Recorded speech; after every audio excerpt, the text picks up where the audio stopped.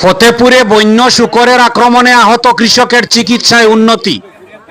উল্লেখ্য, গত 3 দিন পূর্বে কালীগঞ্জের ফতেপুর ফাঁড়ির মুখে জঙ্গলি শূকরের আক্রমণের শিকার হন তাজউদ্দিন নামের এক কৃষক।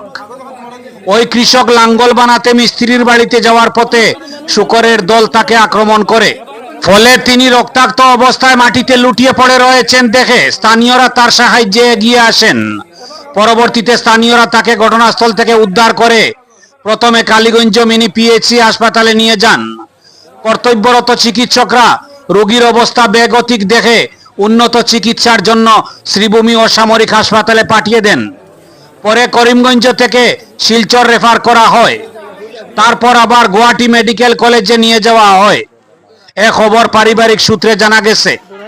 বর্তমানে তাজউদ্দিনের চিকিৎসায় উন্নতি হয়েছে। হতদরিদ্র পরিবারের সদস্যরা দোয়া আশীর্বাদ কামনার পাশাপাশি দেশ প্রবাসের শ্রোতা দর্শকদের উদ্দেশ্যে সাধ্য অনুযায়ী সাহায্য সহযোগিতার আবেদন করেছেন। বেঁচে থাকুক মানবতা, সুন্দর হোক এই পৃথিবী।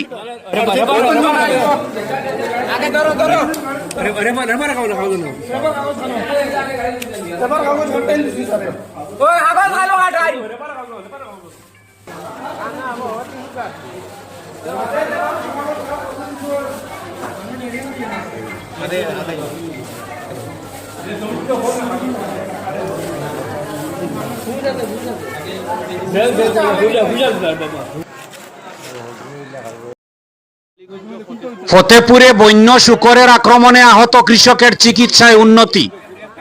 উল্লেখ্য, গত 3 দিন পূর্বে কালীগঞ্জের ফতেপুর ফাঁড়ির মুখে জঙ্গলি শূকরের আক্রমণের শিকার হন তাজউদ্দিন নামের এক কৃষক। ওই কৃষক লাঙ্গল বানাতে মিস্ত্রির বাড়িতে যাওয়ার পথে শূকরের দল তাকে আক্রমণ করে।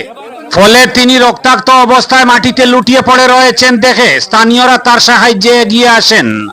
পরবর্তীতে স্থানীয়রা তাকে ঘটনাস্থল থেকে উদ্ধার করে প্রথমে কালীগঞ্জ মিনি পিএইচসি হাসপাতালে নিয়ে যান। কর্তব্যরত চিকিৎসকরা রোগীর অবস্থা বেগতিক দেখে উন্নত চিকিৎসার জন্য শ্রীভূমি অসামরিক হাসপাতালে পাঠিয়ে দেন।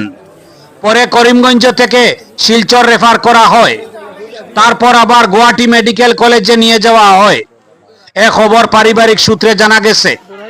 বর্তমানে তাজউদ্দিনের চিকিৎসায় উন্নতি হয়েছে। হতদরিদ্র পরিবারের সদস্যরা দোয়া আশীর্বাদ কামনার পাশাপাশি দেশ প্রবাসের শ্রোতা দর্শকদের উদ্দেশ্যে সাধ্য অনুযায়ী সাহায্য সহযোগিতার আবেদন করেছেন।